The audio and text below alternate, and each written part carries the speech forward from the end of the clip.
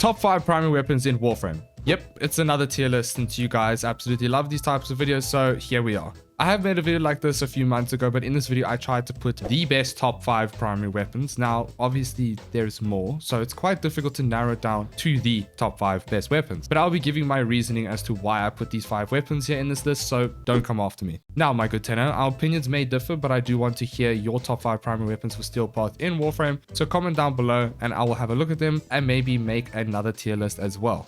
All of these weapons here can do Steelpath comfortably, and most can scale to higher level content if you so desire. I tried to mix in the best weapons with super good weapons that are easy to obtain, so it's a lot easier for you to get the weapons and they can do higher level content as well. Alright, let's not waste any time. Wait, what? Yes, that's right, my good tenor. This video is sponsored by Raid Shadow Legends. Raid is currently celebrating their 4th anniversary. Yep, 4 years. If you haven't heard about Raid Shadow Legends, where have you been? Like, seriously. The free-to-play RPG mobile game with absolutely mint graphics and over 80 million downloads, over 650 unique champions to collect, bosses, live arena, campaign, dungeons, clan bosses, faction wars, doom tower. Seriously, there's just so much content in Raid Shadow Legends. I love it. Now, my good tenor, we are hosting a dinner party to celebrate their 4th anniversary, and we're having a full 4-course meal. For soup, we have Jintaro, one of the best champions for taking down bosses because of his offensive abilities. For starters, we have Mithrala Lifebane and her ability to support her team and apply curses on enemies. For the main course, we have Cardiel, the champion that buffs allies and does a lot of damage. And for dessert, my personal favorite, we have Ursula the Mourner, the amazing all-round legendary champion dealing damage and reviving your whole team and buffing them at the same time. As if Raid Shadow Legends didn't already have so much content, they are beginning the expansion. Raid is bringing out one of their most requested features, being the live PvP arena. Yep, that's right, fighting against other players live, picking your champions and banning them before dueling. Live arena is also bringing amazing rewards along with it, which personally I'm very excited for. So, my good tenor, what are you waiting for? With all this exciting stuff on its way to Raid, why haven't you downloaded already using the link in my description, or scan my QR code to get mega bonuses? I'm talking a free epic champion, Kellen the Shrike, and other useful things like energy refills, magic potions, and XP brews. Once you download Raid Shadow Legends, come find me under the name Flow Was Taken. I will find you, whoever took my name. Don't wait, download now, tenor. Back to the video. The first weapon we're going to be talking about is the one and only bow, the Nataruk. Now, this bow is given to you when you complete the new war questline, so it's a weapon given to you for free, and it shreds Steelpath. Like, seriously, this weapon deals huge amounts of slash procs and just raw damage. Not to mention how absolutely satisfying this weapon is to use for. Seriously, it's like shooting a hand ballista. It's just got that oomph. Now, the Nataruk has 3 types of fire modes, I guess you could call it that. Quick shot, which is literally you just tap firing. This is stinky, we don't like this. Then charge shot, which is you charging all the way and shooting. Now this is, it's okay. But, my good tenor, the perfect shot, this is the one you want. And that is shooting at around 2/3 of the bar. This gives you the most amount of crit chance and crit damage per shot. You always want to hit the perfect shot. Trust me, it's like releasing a literal cannon. It's just satisfying. For the setup, we go galvanized chamber for multi-shots, galvanized aptitude because we prime. Priming is OP, okay? Speed trigger for faster draw time because this bow is so slow without this mod, it is pain. Vital sense for more crit damage, a bane for more bleed tick damage, critical delay for crit chance, bladed rounds for more crit damage when we aim. This is quite a big damage boost. Anti munitions to apply our slash procs here, so we do big PP damage, terminal velocity for that projectile speed, and then primary deadhead for huge headshot damage. Remember, to proc this arcane, you will need to kill the enemies from your actual shot and not by the slash ticks and so on. Now, my good tenor, this weapon has its pros and its cons. The pros, well, you get good flat damage, it's freely given to you after a quest, you get huge slash procs, and pretty much can kill anything at base Steelpath, including demolishes, Thraxes, and it melts acolytes. The cons, well, it's a bow and it's not AoE, so you only really kill a few targets at a time and you have to funnel your shots basically. If you don't have speed trigger, this weapon just feels terrible. It just feels terrible. Like, also, you have to constantly hit perfect shot the whole time, so it kind of forces you to use your little brain when you use this weapon. So it's not really just a point and shoot weapon. Pair this weapon with Mag's Bubble and release the power of the sun. For the helmet abilities, I would suggest using Zartus Whisper, Roar, and Eclipse. My good tenor, let's try and hit 800 likes on this video. I've never really done a like goal before, but it would really help me out. Thank you. Moving on. The second weapon we're going to be talking about is the Phantasma Prime.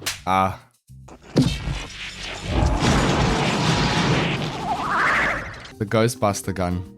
The high pressure hose for status effects. One of my favorites. I love this gun. It's MR9 for the base weapon, and then the prime is, well, MR14. And it's really strong, and it can scale up to level cap with the right setup. The base phantasma is really good if you're running a rivenless setup, as you get higher riven disposition. Otherwise, the prime variant is still very good. Also, it's a market weapon, so it's super easy to obtain. For the setup we run, we go shotgun barrage for more fire rate because more beams and more status effects faster. Galvanized savvy because we apply so many status effects, and we also prime enemies. We love priming, okay? Priming is good. Galvanized hull for multi-shot, Bane for big damage, unranked toxic barrage because we're going for corrosive heat. We want the heat weighting to be higher than corrosive, so you apply more heat procs. Shell shock, incendiary coat, and scattering and inferno. This gives you a corrosive heat setup. Works really well for Grineer enemies. Now, vigilante supplies or shotgun ammo mutation is a must for this weapon because the ammo sustain quite frankly sucks. It really does. Priming most of this for extra reload and base damage.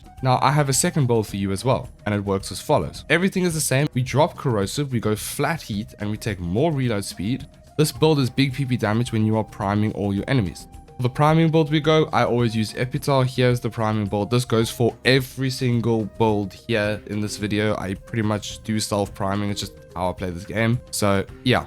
Use the Epital or new core, they both work, and just build it as follows. The pros and cons. Well, the pros, pressure washer for status effects, quite literally. Fast reload speed, high fire rate, etc, etc. Cons, god, the ammo sustain is awful. You burn through ammo like crazy with this weapon. It's really bad, so you need to have a ammo mutation mod. For the helmets, use Raw or Zart's Whisper for this, or Eclipse. Moving on.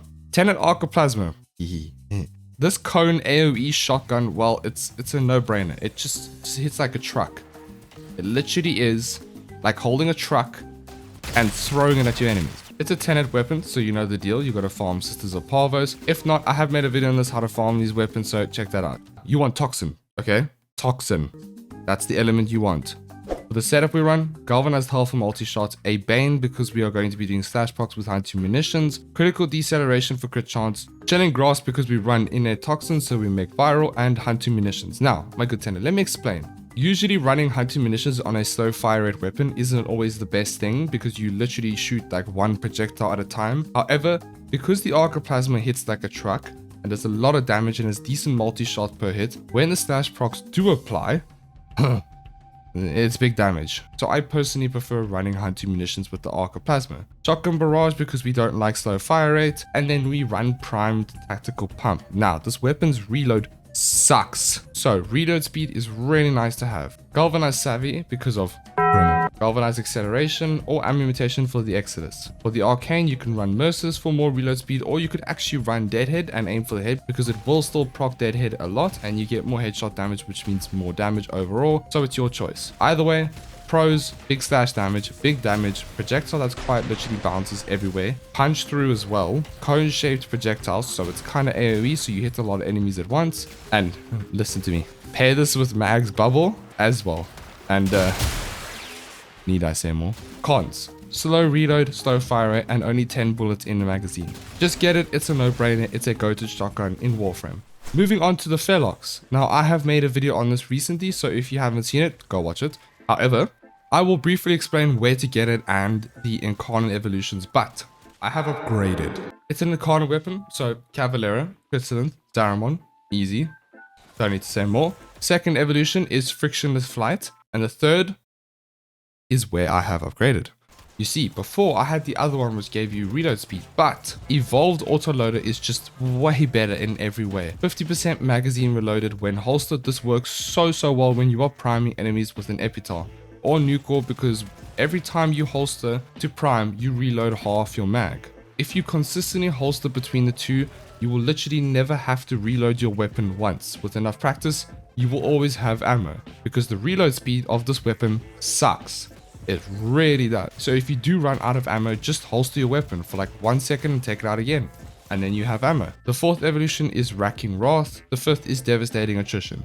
For the setup, we go Shotgun Barrage for fire rate, Bane, of course, Charged Shell for corrosive, for Grineer, change out the elements for the right faction, obviously, Galvanized Savvy, do I need to say it again? Galvanized Hull, toxin barrage, ammo stock, and we have more ammo reloaded per holster, scattering inferno, galvanized acceleration, and primary deadhead. The pros of this weapon, it's the Felarx. It literally does way too much damage. It takes you to level cap. I don't need to say more. You've completed Warframe when you have this weapon. Cons, well, reload speed and fire rate is really bad, but we literally negate that by running the setup, and it just makes this weapon so much better. It's an incarnate weapon. They are quite late game and they are a pain to farm. Pair this weapon with Zarta's Whisper and congrats, you can do everything in Warframe. Nice. Moving on to, you guessed it, we already know what it is, the Phenmor. The Gatling gun of Warframe and the go-to primary, another incarnate weapon. Evolutions, Rapid Wrath, Executioner's Fortune, Elemental Excess, and Devouring Attrition. For the setup, we run Galvanized Chamber, Galvanized Aptitude, Rhyme Rounds, Bane for bleed tick damage, Malignant Force unranked, Primed Shred or just Shred for more fire rate and punch through as well, Hellfire, and Fanged Fusillade to increase the slash status chance waiting so you apply more slash procs over viral and heat. Now, my thought process behind this build is as follows. You apply viral while dropping heat to drop their armor by 50% for the trash mobs. When you're using the Phenmor, you usually do force armor strip the tougher targets when doing something like Disruption, or the Thraxes in Void Cascade if you are taking this to level cap. However, with this you have viral, heat, and slash, which applies a lot of the status effects, so you will take down trash enemies pretty easily with this. That's if you are specifically using the Phenmor to kill everything, although I wouldn't suggest that because at level cap you should be using a ad clear weapon like the Glaive or Serrata and so on, and saving your incarnate form. However, with this build what you can do is focus on a lot more flat damage by using Arcane Rage and possibly dropping heat and putting more flat damage on, and playing something like Ash and then armor stripping with Zarta's Whisper and so on, and you will shred Demolishers and Thraxes, literally like almost one shot them all the time. And you can use Raw, you can use Eclipse with this as well. You will go to level cap. Everything is easy with this weapon. It's just easy. The pros of this weapon, huge damage slash incarnate, I don't need to say more. Cons, I can't really think of any besides the fact that you have to charge your incarnate weapon with the headshots. And also, why is the incarnate animation time so freaking long? And any slight roll or anything that slightly disrupts it resets the animation. Like seriously, it's so annoying. Anyway, get the Felarx and the Phenmor too. You know, you don't need any other weapon after that. And that is the top 5 primary weapons at Warframe. Every weapon here is balanced and does pretty much most content in Warframe. Now, there are obviously other weapons, relatively easy to get besides the incarnate weapons, and they are pretty simple to build. Anyway, that's it for the vid. I hope you guys enjoyed it. Don't forget to like and subscribe, and I'll see you on the next one.